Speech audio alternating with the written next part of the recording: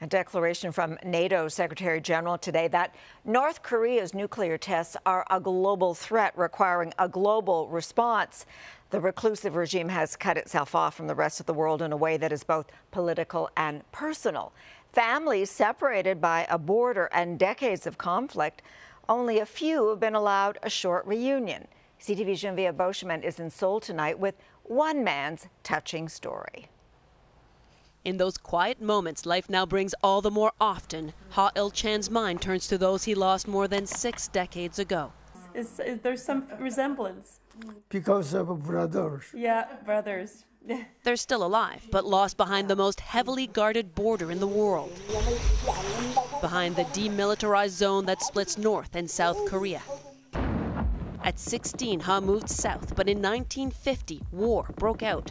When it was over, the North had shut out the outside world. I never saw my family again. I thought of them every day, he says. There were no letters, no phone calls, much less a chance to meet. Until this. The Red Cross forged an agreement with the reclusive regime. It allowed a few separated families to come across the border in the North for a one-time chance to meet. Long-lost siblings, parents and children, husbands and wives torn apart, finding one another again. They were young then. Their faces now are lined by the passage of time and the years of longing. In 2015, Ha got his chance, a reunion with the brother and sister whose memory haunted him.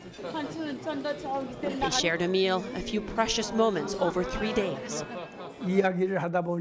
I couldn't recognize them at first, he says, but then we talked about the old days, and then I knew them again.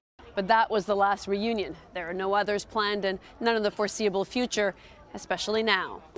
Tension over the North's nuclear tests has driven the divided families even further apart, and for many, time is running out. But even for the lucky few able to talk, to touch loved ones again, the moments were all too short. They leave knowing they will never see or hear from each other again. My brothers. And so now Ha holds on to the photos of his reunion, comforted by a few memories after decades of absence. Genevieve Beauchemin, CTV News, Seoul.